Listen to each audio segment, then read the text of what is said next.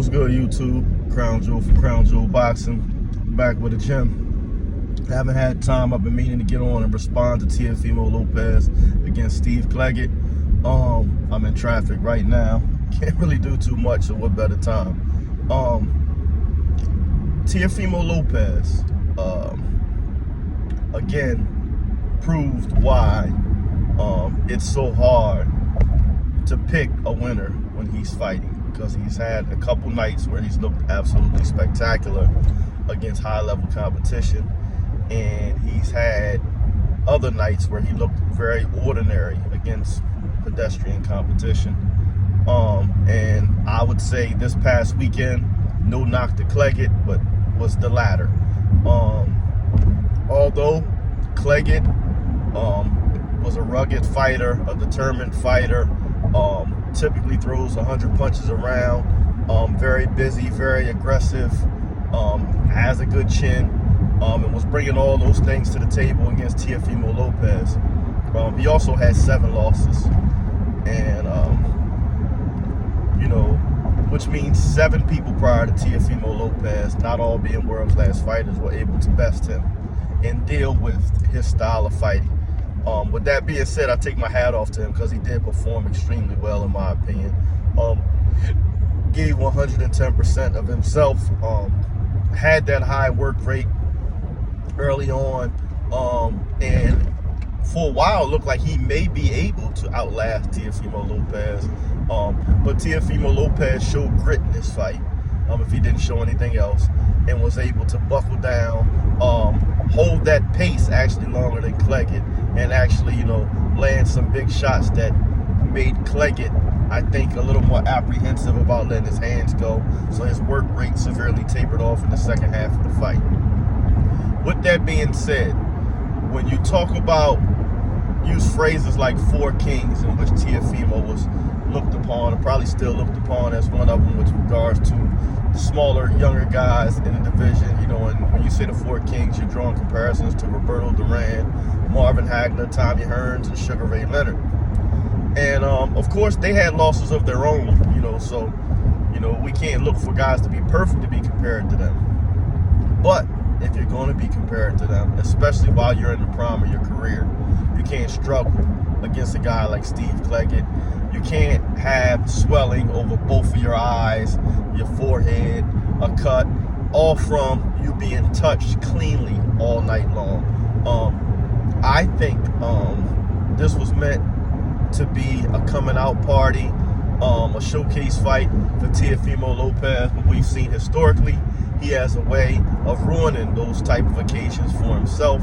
And when you think he's in a fight that he should walk through somebody, it a lot of times turns out to be a tough night.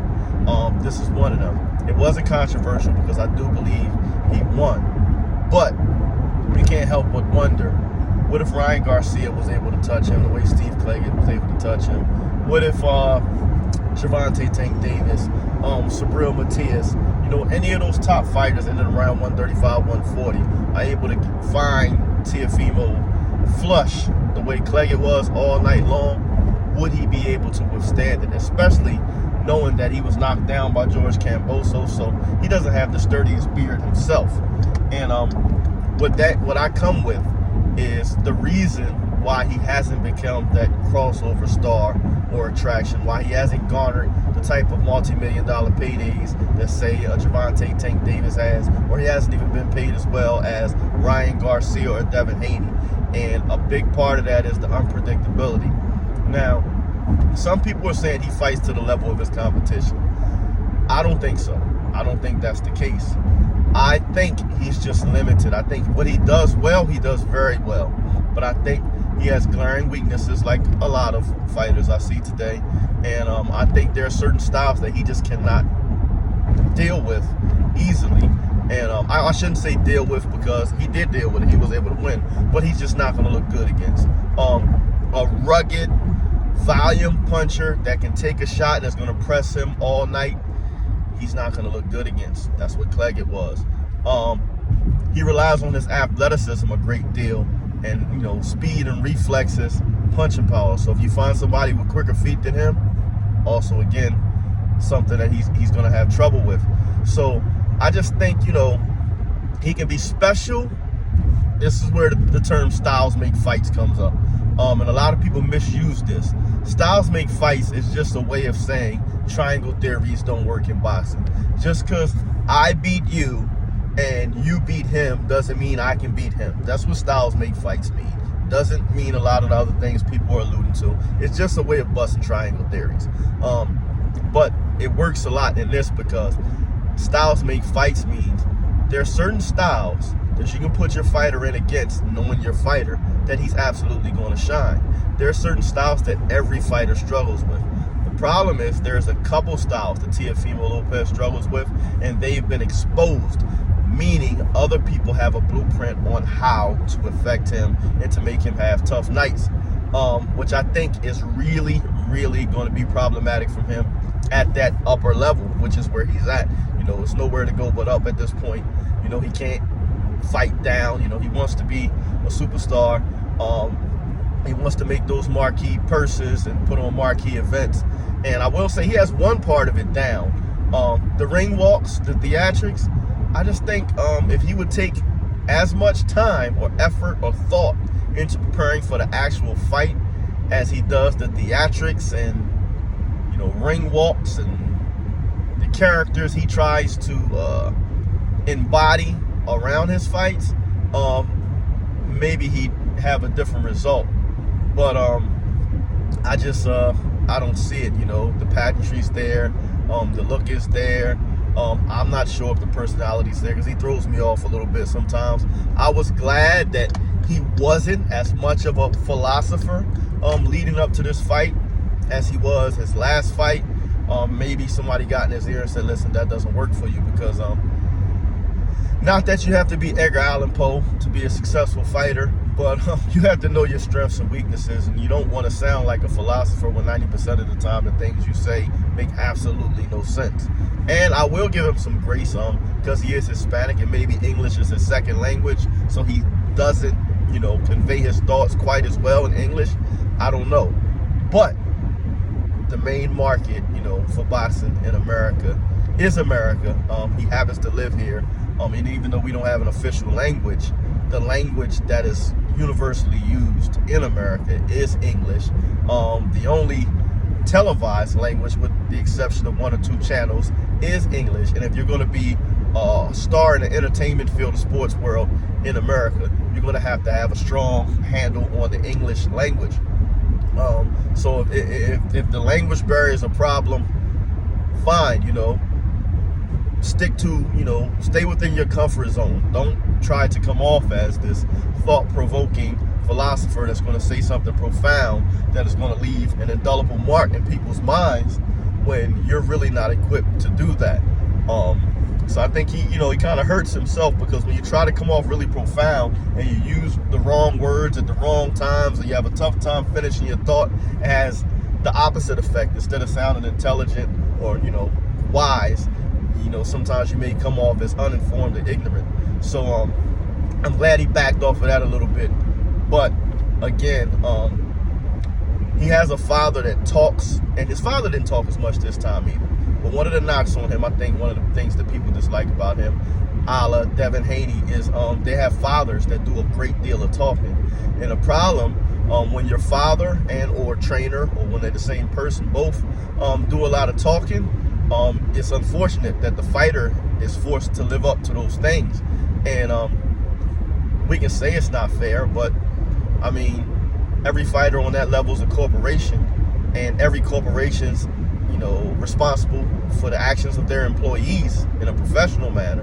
And in those instances, the trainer, father, is an employee of the fighter.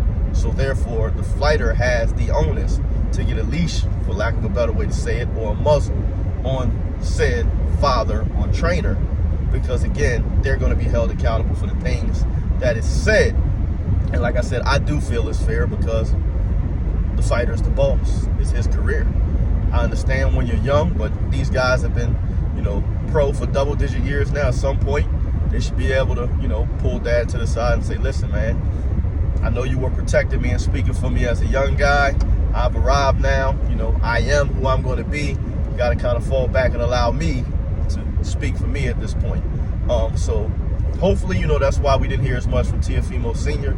But again, unfortunately, Teofimo Jr. still left to deal with those lofty expectations created on the word of Teo Sr. And I mean, he said some of that stuff himself too, but we kind of give fighters a pass because every fighter is supposed to believe they're special. You know, it kind of takes that, you know, immeasurable belief in yourself to achieve greatness in a sport like boxing. So I'm not mad at that. But again, you know, underwhelming performance.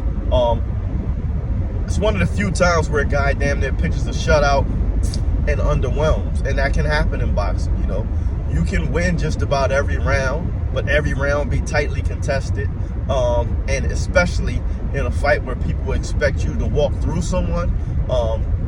I, for one, and probably most other people, had no clue who Steve Pleggett was prior to Saturday night. And, you know, we were expecting a highlight reel performance from Teofimo Lopez. At least I should say I was. And it didn't happen. And, with, you know, because of that, it makes him a lot less marketable for a Devin Haney fight, for a Gervonta Tank Davis fight, for a Ryan Garcia fight.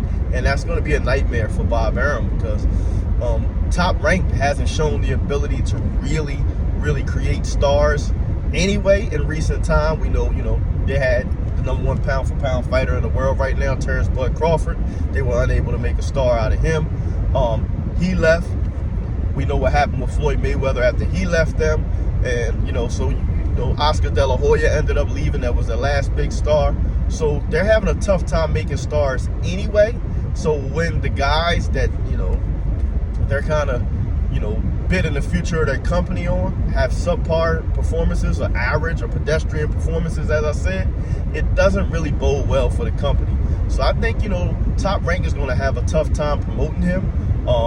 I think he's going to have a tough time accepting that he's just not a superstar level fighter, a very talented fighter, but he's never going to be that marquee name or, you know, face of boxing type fighter because, you know, the performances just don't match the words that comes out of his mouth, the image that he tries to personify, or even the antics or, you know, characters he creates to drum up interest in himself.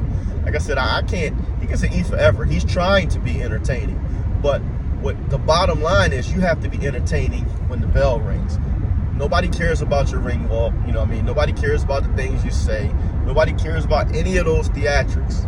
At the end of the day, people want to see what's going to happen when that bell rings, and are you going to be exciting at that point? And again, once again, this weekend, he was not.